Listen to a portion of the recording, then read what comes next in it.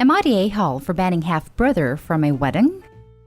My husband, 31 male and I, 29 female, got married civilly last year and will, COVID permitting, be having our religious ceremony and reception in October of this year. All parties will be vaccinated and the wedding will be socially distanced. Don't worry. Here is the issue. My father is coming from overseas to come to my wedding and walk me down the aisle.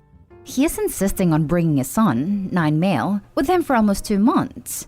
I have asked him not to for many reasons. For some background, my parents are still legally married but separated, and he expects to bring his son, who is not my mother's child, to stay with my mom in the house that is still in his name. Second off, this child was conceived while my father was having an affair in our home country, and nobody knew about the kid until my dad surprised us one day with a picture of him. Basically, my mom was ambushed and was expected to deal with it because she is financially dependent on my father.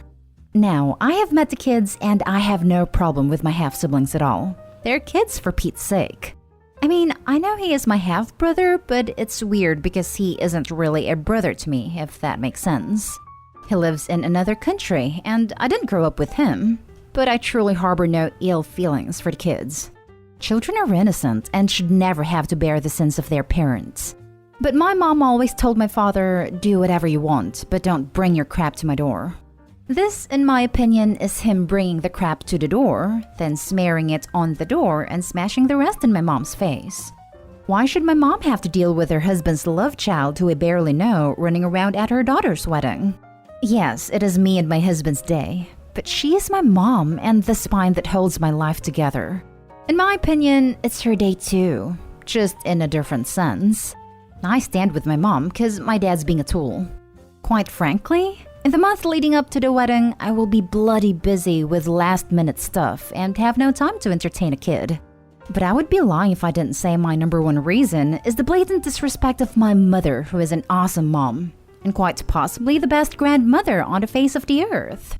I have tried so hard to kindly explain to my father why his kid shouldn't come, and I have highlighted all the cons for my half-brother, like missing school, no kids to play with, different language and country, and my dad won't be able to properly care for him. Again, old immigrant male mentality.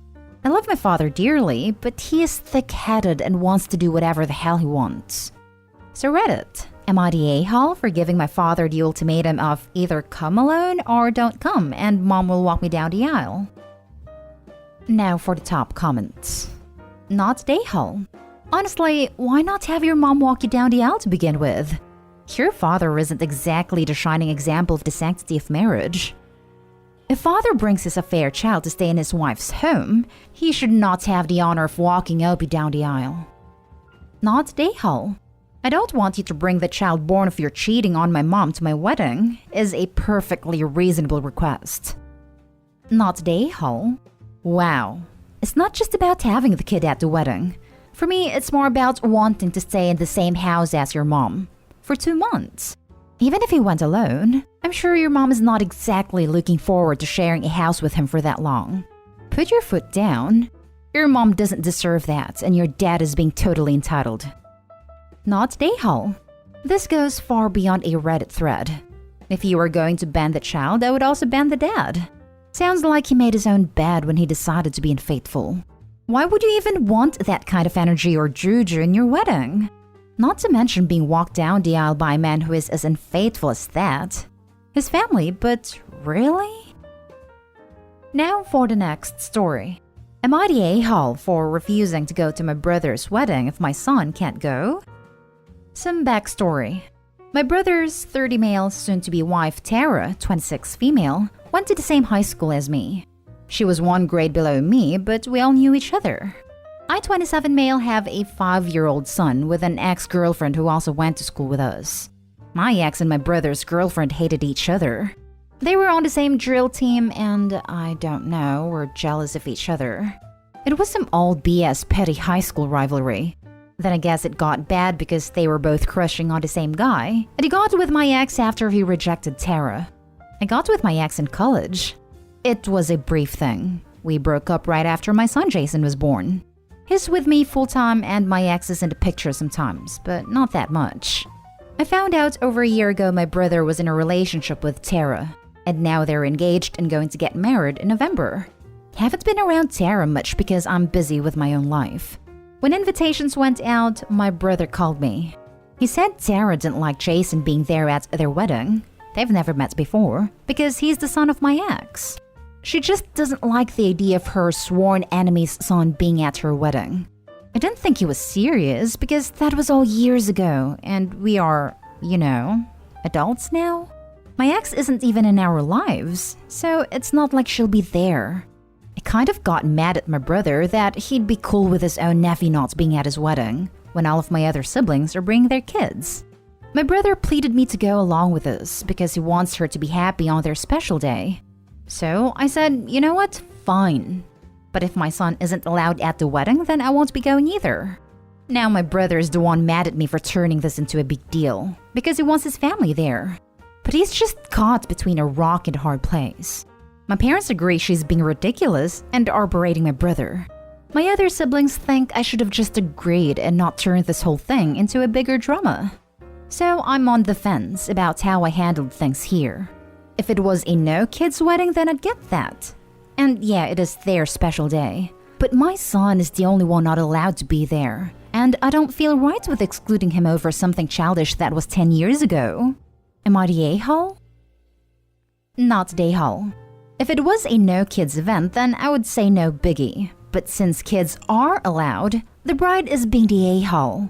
It's not your son's fault that the bride has something against his mother. Good on you for standing up for your son. I know this might be a slippery slope fallacy, but if you allow it for the wedding, what else is she going to exclude your son from? Just doesn't make much sense on her end. I don't get what the big deal is either. Or why should be hung up on something that happened when we were teenagers? Especially when my son had absolutely nothing to do with it. She wants to take her anger out on your kid because it's the closest she'll get to get even on your ex. It's gross. Not to mention she's getting even over losing another guy who isn't her current groom to her enemy. And groom is okay with this? Not today, Hall. Ask him what the long-term plan is. Is he planning on cutting his nephew out of his life forever due to his fiancée/wife's childhood feud with the child's practically non-existent mother? Does this mean she will make him or expect you to miss family events/Christmas/birthdays, etc. if your child is there? Where are the boundaries that she expects to be around your son? Because believe me, not attending the wedding is just the first step. Your brother needs to think long and hard about this situation and what it will really mean for his future relationships with his family. This, not Dayhall. She is hating a child for something he has no involvement in or control over. Now my brother is the one mad at me for turning this into a big deal because he wants his family there. Reread that. He wants his family there, but he doesn't want your son there because Tara will be upset. So your son is not part of the family. Also, if you let this slide this one time, what about next time? What about all the family gatherings and holidays? What if their defenses, this is her big day, so it's only going to happen once? Can anyone absolutely guarantee that? What if Tara starts threatening your brother and say she won't go because Jason's there? What if they have kids and Tara is holding the kids back because Jason's there? Can anyone be sure that will not and will never happen? If Tara is treating a 5-year-old child like that, she's not going to get better. Stand up for your child. Next story is titled, Am I the a-hole for outing my aunt about her secret first marriage that she was hiding from her kids and husband? Backstory. I, 28 male, was looking through some old photos at my mother's house a couple years ago and discovered a wedding picture of my aunt, 50s female, and a strange man I'd never met before, who is not the uncle I know. My mother told me about my aunt's first marriage, that she's kept hidden from the kids because she's very religious. The husband's name was Adam, fake name, relevant for later. My cousin, 34 female, is the daughter of my aunt with a current husband. She's pregnant again, and they're picking a girl and a boy's name because they want to be surprised. My cousin wants to name the baby Adam if it's a boy. My aunt has been saying very negative things about the name, how much she hates it, and how my cousin is ruining everything by naming her first possible grandson that name. She has kept going on and on. My cousin and her husband really loved the name, and it would be a tribute to her husband's dad who passed on a couple years ago. My cousin and I had a playdate with our children at my mother's house, and she was talking about this whole situation. She confided in me about how upset she is with everything since she's so close to her mom, how she's fallen in love with the name, and how bewildered she is and why her mom hates the name. This is where I might be the a-hole. When she told me the name, it clicked right away, and I told her it was because that was her mom's first husband's name. My cousin said her dad was her mom's only husband, and she knows this because her mom said she was a virgin when she married. I was going to leave it at that, but my cousin looked at me funny and asked why I would lie. How if someone lies about little things, then you can't really trust them. I told her I wasn't lying, and she doubled down saying I was. So I told her to wait, and I dug through my mother's photos and found a wedding picture. I showed it to my cousin and told her she should apologize because I wasn't lying. This was her first husband, and his name was Adam. She went into a tailspin of how much her mother has lied, and I told her the only liar here was her mom, not me. My cousin was not happy about that. My cousin confronted her mother, and now my aunt is furious with me and my mother for keeping the evidence. But my uncle and my cousin is furious at my aunt. Am I the a-hole? I was just defending my honor, and my aunt didn't make me promise to keep her secret. Now for the top comments. So your aunt lied and upset a bunch of people who are not you, and she and all of those people are blaming you? These people are the reason you only have family reunions every 20 years. Not the a-hole. My cousin confronted her mother, and now my aunt is furious with me and my mother for keeping the evidence. My uncle and my cousin are furious at my aunt. No one is angry at Opie except the aunt. Unless there was a line I failed to read. Everyone sucks here. You knew what you were doing. And the gleeful delivery of your mom's a liar, not me, reflects poorly on you. But open secrets like this in families are straight garbage.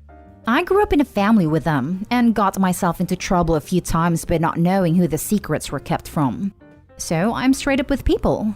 I can't keep up with secrets, so if you want to keep something secret, keep me out of it.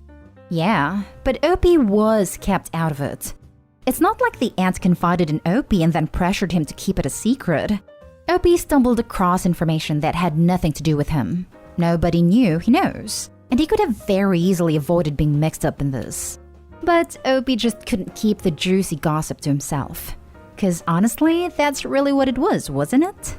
Telling cousin didn't solve anything or help anyone, just created a bunch of drama for aunt, uncle, and pregnant cousin who really has enough on her plate.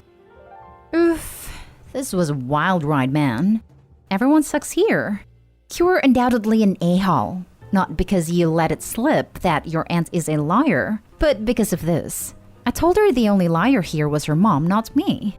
You took it way too personal. You should have let it go at that. Your cousin probably would have come around. If not, that's her loss. You created family drama unnecessarily. It's none of your business if your aunt is a master liar. Now for the last story. Am I the a-hole for refusing to babysit my ex's kids? Some background. Ex cheated on me when our sons were 6 and 4, now 12 and 10. Left me for the other woman who got pregnant, and that baby ended up being stillborn. Things were already tense between us, but then they wanted to keep the boys for an indefinite period of time so she could grieve with them around. I said no. She told me she needed her boys around. Now, take into account that she was in their lives 5-ish months at that point and was already claiming them as hers. They never got over my refusal, and the fact that when my ex had to leave for a month working after, that I wouldn't let her see the boys in that time, or the fact I didn't show concern for the two of them. Apparently, I was supposed to be unaffected by what my ex and his other woman did. Things have not changed since. We don't communicate all that much, which is how I like it. The boys have a rocky relationship with them because they tried to force them to call her mom. Anyway, they now have 2 other kids, and her mom died. She grew up in another country, and her family's there.